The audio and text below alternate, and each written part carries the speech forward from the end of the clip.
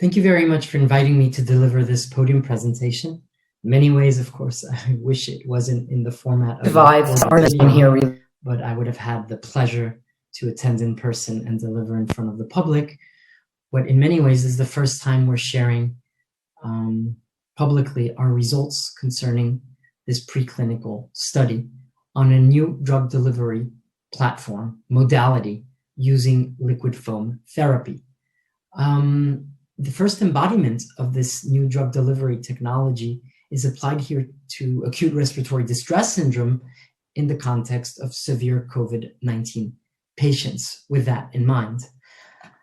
I'm going to say a few things about acute respiratory distress syndrome without necessarily covering it exhaustively.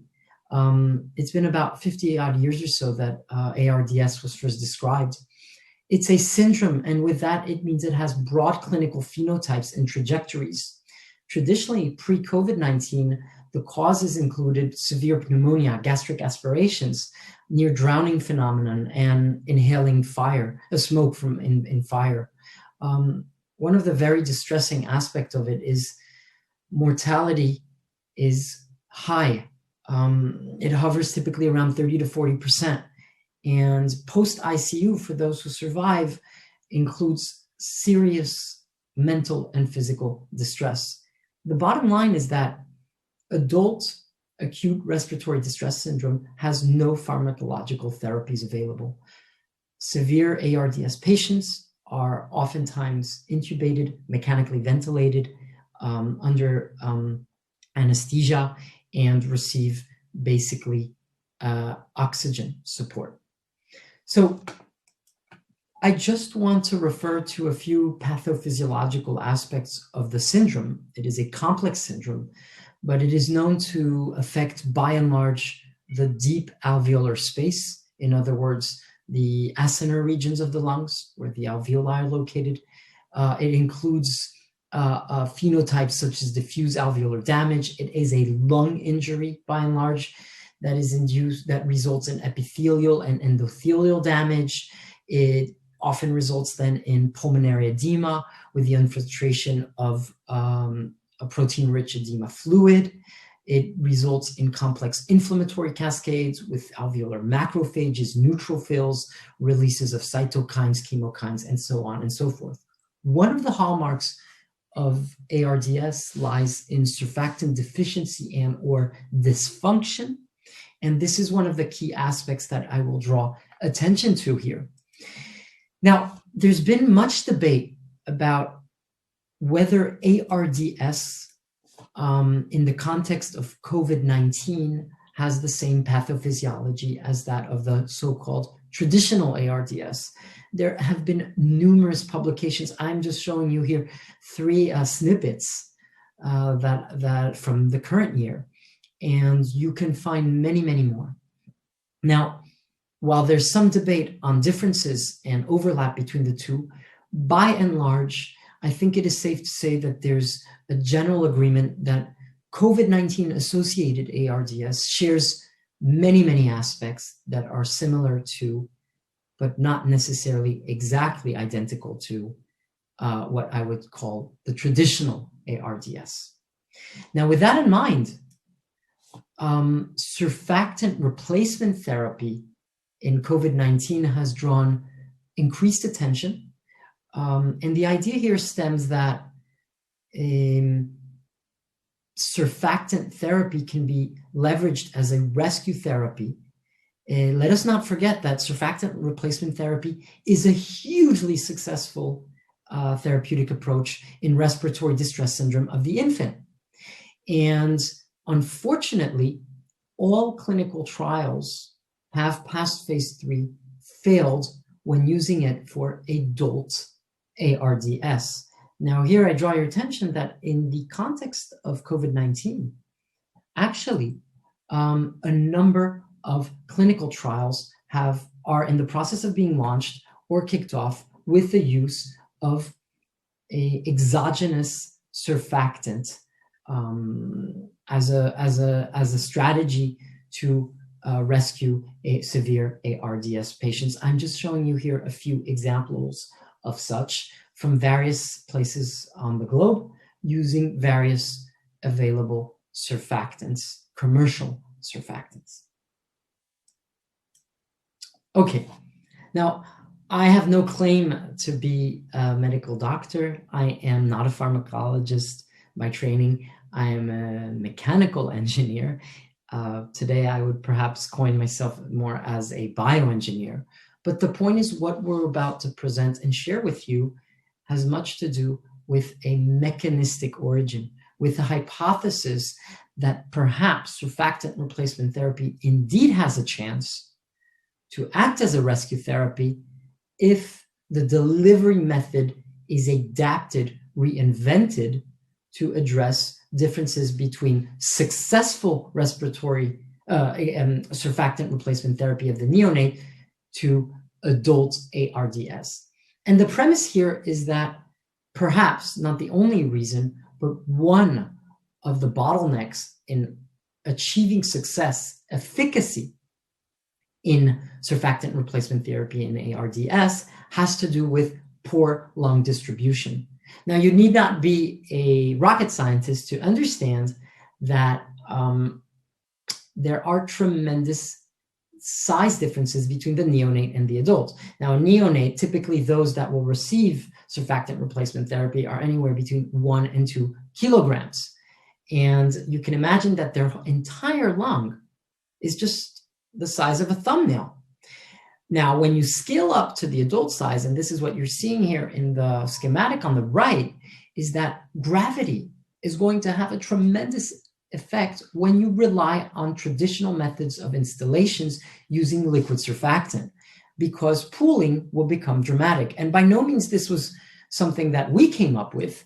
A number of studies have already shown this, and I just want to highlight that here what you're seeing in these cross-sectional cuts in lung lobes, when you dye surfactant and you look at where it's reached in the lungs, you notice that very little is actually dyed. And this is the problem of poor lung distribution, amongst other, as a result of gravity and these pooling effects.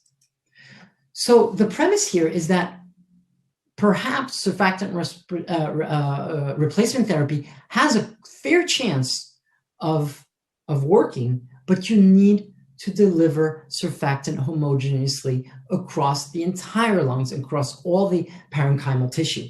And this is here, I say it on a happy note, with a bit of humor, but gravity sucks, because liquid, as we all know, just like turning on a faucet, will drain in the direction of gravity. So we need to overcome this problem.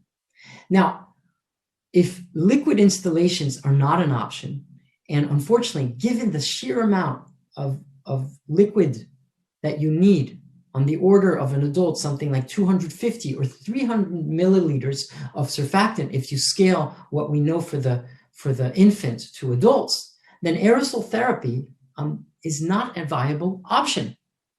And that has to do that the timescales, the amount of aerosol that you would need to deliver with a nebulizer and so on, would be hours to days. And inhalation therapy is very poor in its efficiency to deliver. So liquid installations are problematic in delivering homogeneously across the lungs. Aerosol therapy is really not on the table on the scales of adults, unlike in the neonate. So you need to beat gravity. And here, the idea is to go for foam. Now, foam in many ways can potentially make sense because of the following. On the one hand, we're talking about surfactant, which is not unlike a soap. And so its natural tendency to want to become a foam will be easy. The other aspect is that foam is light because most of the volume is contained with air relative to the amount of liquid. So I'm just going to rewind the clock a little bit, because actually we were working on liquid foam therapy in the context of ARDS actually way before COVID. And in many ways, it's a serendipitous event for us that we happen to have a potential new drug delivery method when COVID-19 struck the globe. I'm just showing here, actually, I just wanted to highlight that historically, the inventors, so myself and my former PhD student, which by the way is not his PhD thesis or research, but something he did on the side, we filed the provisional patent at the end of 2017. And not so long after did the European Research Council fund the potential of liquid foam therapy in the context of what I call the traditional ARDS, so way before COVID-19. And what I'm showing here, what we are presenting for the first time, is the result of the preclinical study that ensued from this research project, and that hit and finalized when COVID-19 struck. So I want to give the audience a little flavor of what LIFT is all about. So this is essentially showing the first level proof of concept of what we had in mind. This is very crude, but I think it conveys the concept of how foam and liquids are so different in nature. What you're seeing here are 3D printed, anatomically realistic upper airways models. These are the trachea and the two main lobes, the main bronchi, the carina, and so on and so forth. Gravity is pointing downward, and I think it will not surprise anybody that if positioned in such configuration, then if you inject any surfactant, any liquid, as a matter of fact, of course it will want to follow the easiest track, which is along the direction of gravity.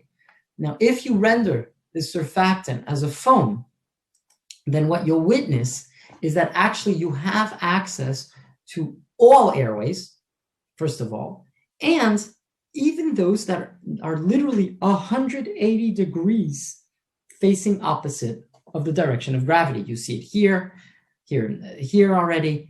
And so this was the premise, that foam had a chance to distribute by being having a defined gravitational effect. Now, those were for the large scales. What you're seeing here are, again, in a proof of concept matter, the use of microfluidic microfabrication techniques to make small airway models. You see here on the top left-hand side, these kind of models. These are kind of small bronchi models. We're talking about millimeter, sub-millimeter sized airways. And I just wanted to show you that foam in principle has a certain easiness in accessing these small airways. So the large scales are within reach, the small scales are within reach.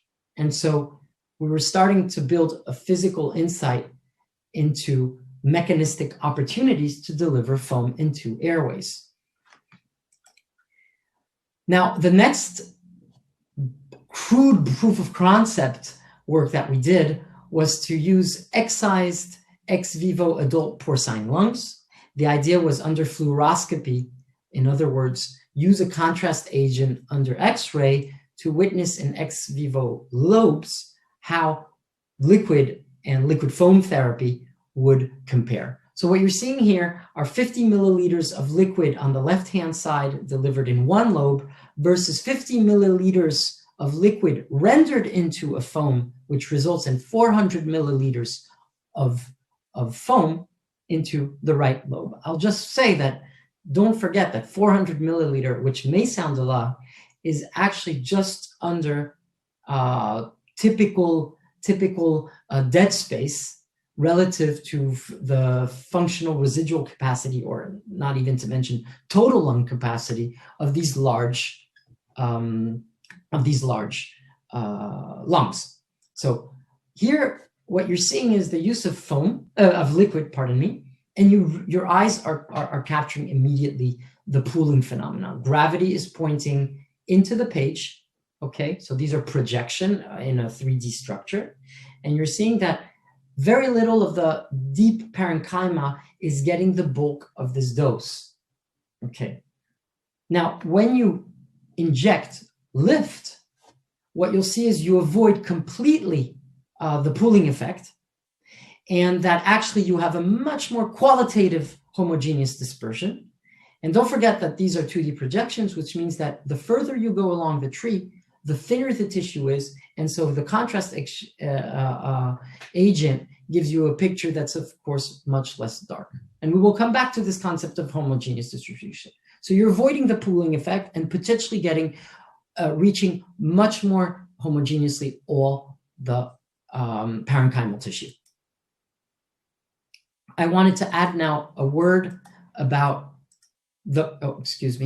a word about bubbles and the foaming process. We are adapting a technique that comes from dermatology, which is used as a filling, as a biofiller, and it's using a technique called the Tessari double syringe technique. I invite the audience to look into the references.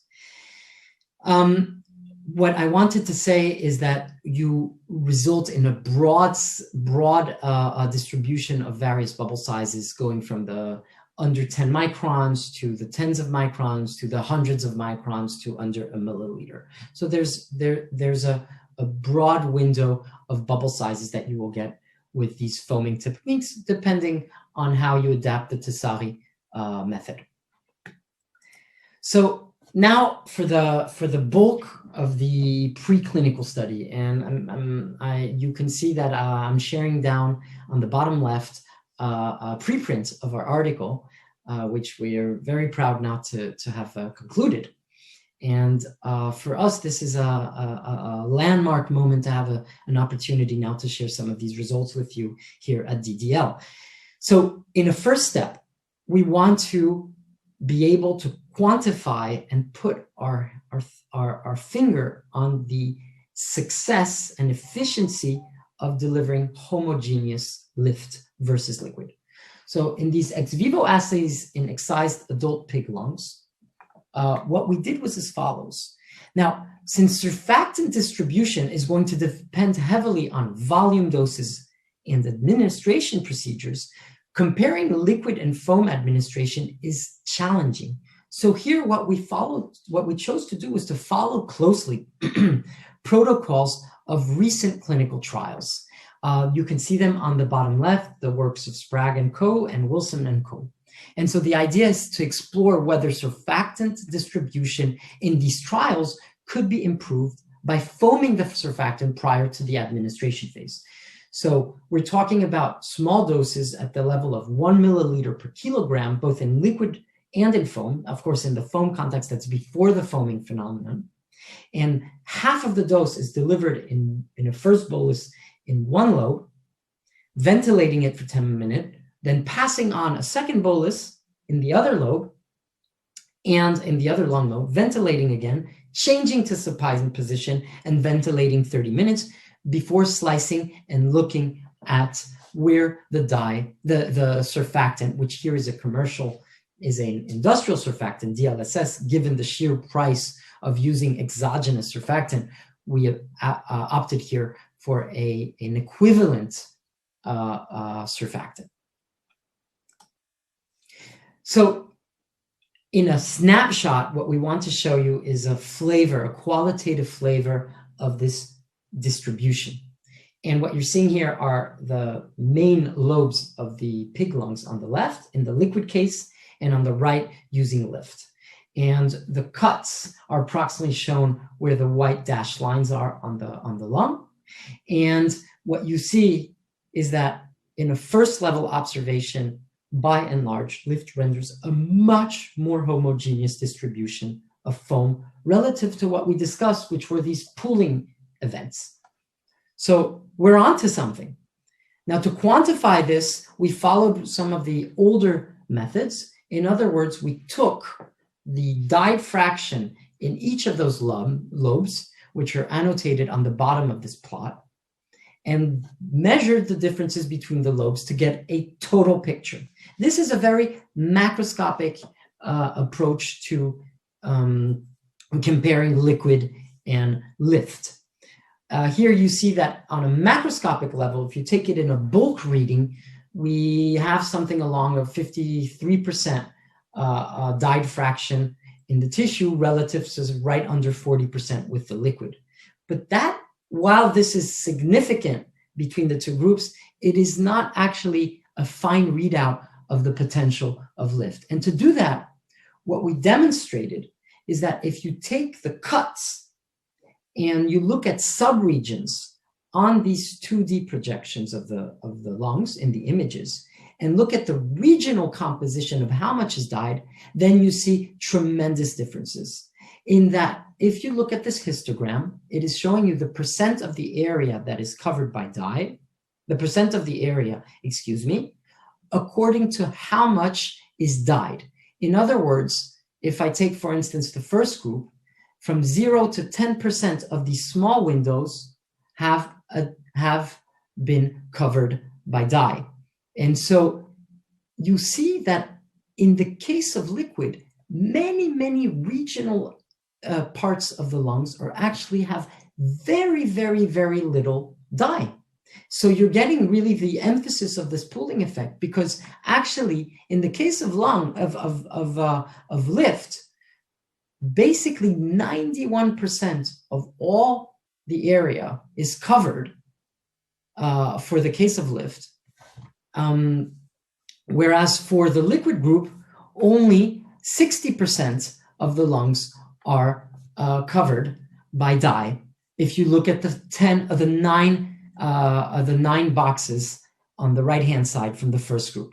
I hope it makes more sense to the audience, but again, I would like to underline that a finer readout of the composition of where dye is reaching becomes clear in the case of lift, that you're avoiding this pooling effect and actually really reaching out to the overall lungs. Now, moving on from the homogeneous distribution to actually preclinical in vivo results of the bulk method, what we did is we made use of a well-established lung injury model using whole lung lavage in rodents. Here's are the references that you can go to. And we compared now exogenous commercial surfactant, Infasurf, in the liquid state, and then in the foam state, and against the sham. And we're looking for safety and efficacy in these groups. More of the results are available in our preprint, which I invite the audience to look at. What we're looking here as the fraction of oxygen, PaO2 divided by FiO2 in millimeters of mercury. We've rendered these bands of colors for you to see going from a healthy state at the baseline, inducing the lavages here, where you fall in oxygenation levels that are considered, according to the guidelines, as severe ARDS. This is a acute lung injury model. And then looking at the three groups. And what you'll see is, of course, in the control group, some resorption and getting back to lower levels of ARDS, mild, moderate. And what we see is that in the case of lift and liquid, we recover healthy states after 2 hours. And what's important to say here is, of course, in this established model, installations are known to deliver successful rescue therapies. And lift is safe and efficient in doing the same, if not better. This is also seen here in the peak inspiratory pressures, that in the case of liquid and foam therapies, we recover similar results, reinforcing safety and efficacy of our method. And I draw the audience to further details on our safety and efficacy of the in vivo group in our recent preprint. So by and large, you have homogeneous distribution, a safety and efficacy that's proven in the small in vivo models. And so as we speak today, we are now working on ongoing preclinical in vivo studies in adult porcine trials using Infasurf to show that lift is safe, yields distributions that are much more efficient than in liquid, now at the large scales, and that surfactant has efficacy in these ARDS models. I cannot yet share the latest results. We are out of time, and mostly this is ongoing at the moment in going from the small scales of the rat to the large scales of the adult pigs. I would like to acknowledge the people and the funds that have helped us get to this stage and show the promise and the potential of liquid foam therapy. and as a new drug delivery modality.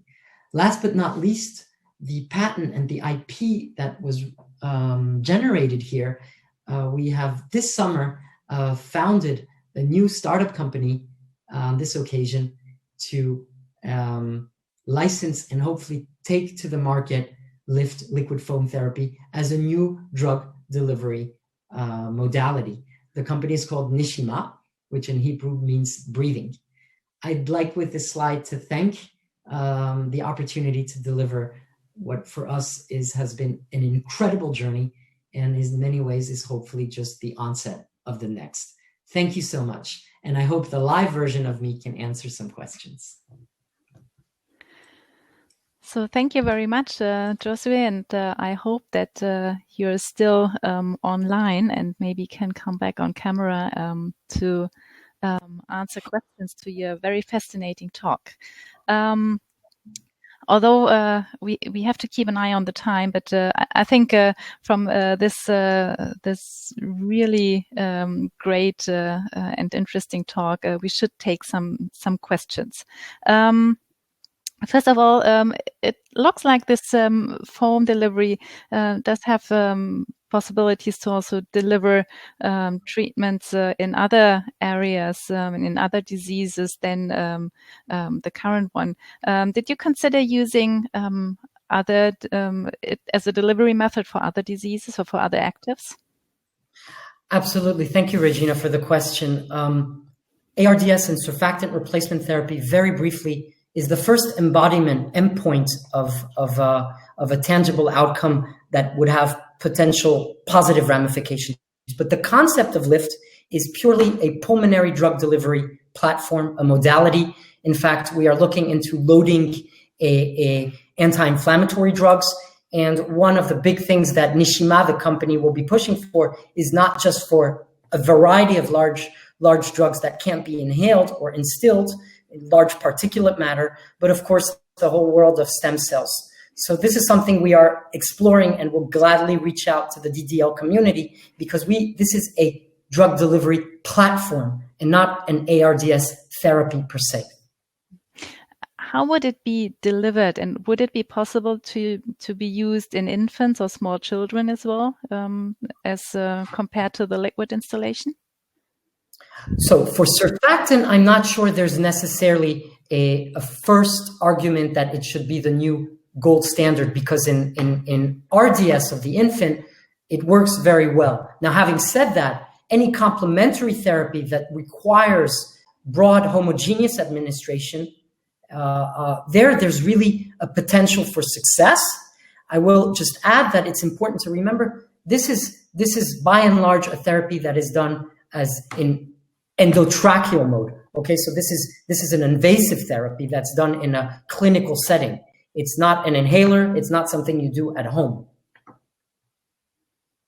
Okay, and it would be delivered with an endotracheal cannula, basically? Yes. And then just adding the foam instead of the liquid.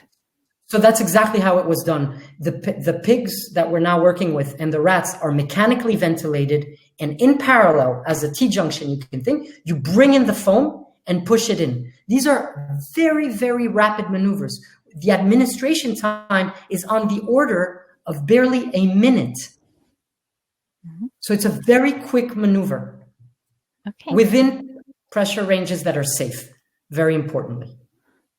And maybe related to that, then I have to read it up because it's apparently an expert already.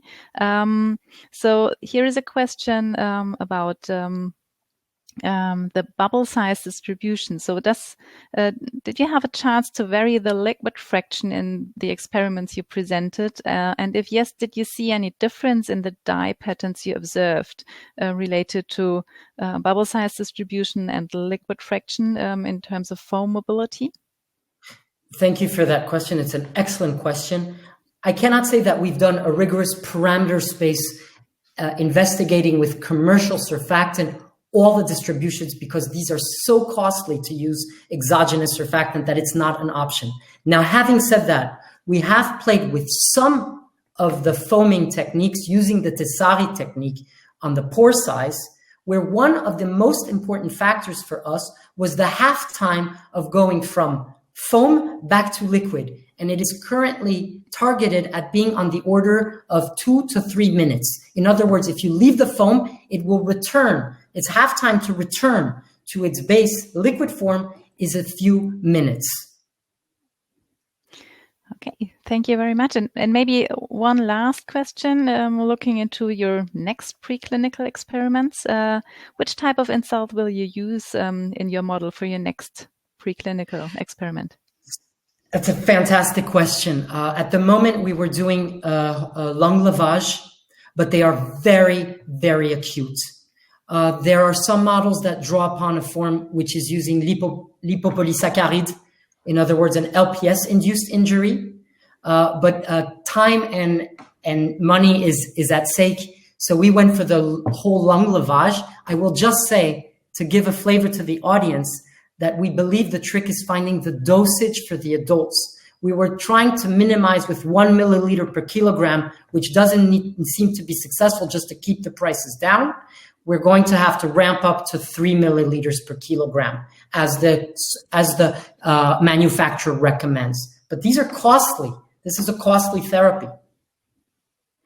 Okay, thank you very much for this very, very interesting talk. And there are many more questions in the chat. So please keep your questions. Josue will be in the discussion forum in the afternoon as well. So maybe you have time to discuss that with him further. And if not, then please email your questions to info@ddl-conference.com and we will forward them to Josue. So thank you again and thank you. See you later.